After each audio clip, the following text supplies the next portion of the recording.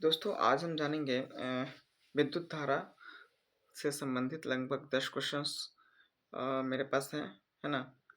और इस 10 क्वेश्चंस में मतलब हाइलाइटेड किए गए सभी क्वेश्चंस को हम जानने की कोशिश करेंगे। जैसे कि आप देख सकते हैं, विद्युत धारा के चुंबकीय प्रभाव की खोज सर्वप्रथम किस वैज्ञानिक की थी? यानी कि विद्युत जो धारा है, उसकी खोज सर्वप्रथम किसने की थी? तो ऑस्टेट ने की थी, है ना? ऑस्टेट हो जाएगा, यानी कि हांस क्रिश्चियन ऑस्टेट ने इसकी खोज की थी। कब की थी? जरा देखते हैं।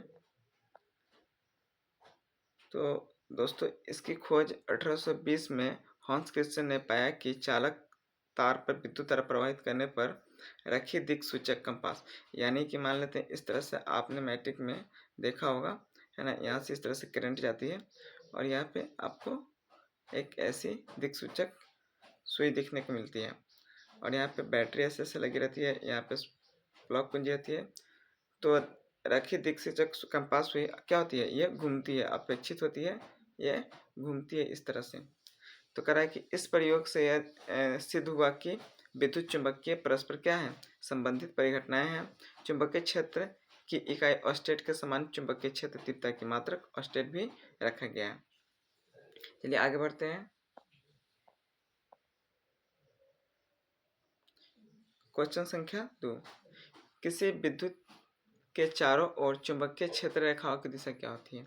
तो आप ऐसे चुंबक लेंगे, नॉर्थ पोल, साउथ पोल, तो इसमें से ना ऐसे बाहरी जो क्षेत्र रेखा से आप देखेंगे ना, तो इसमें से ऐसे रेखे निकलती है ना, इस तरह से ऐसे निकलती है और वापस इसमें भी क्या होती है?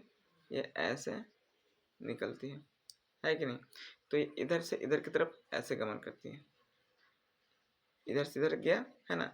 और ये भी आपको इधर से इधर इस तरह से।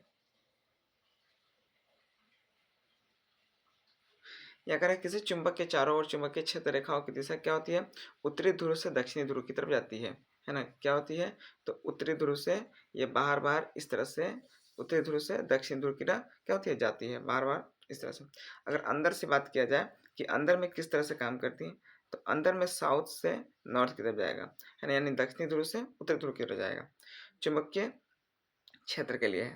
तो ये एक बंद सतत रेखा होती है। आगे बढ़ते हैं दोस्तों।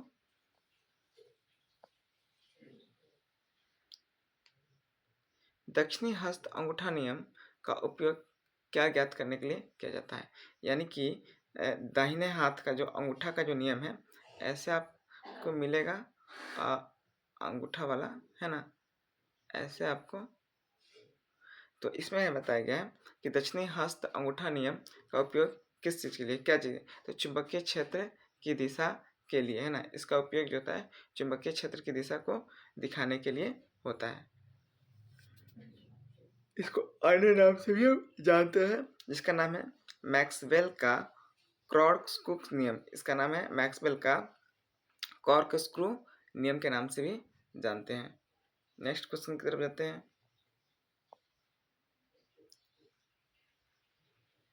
पास पास लिपटे विद्युत रोधी तांबे के तार की बेलन की आकृति के अनेक फेरों वाली कुंडलियों को क्या कहते हैं? तो परिनालिका कहते हैं।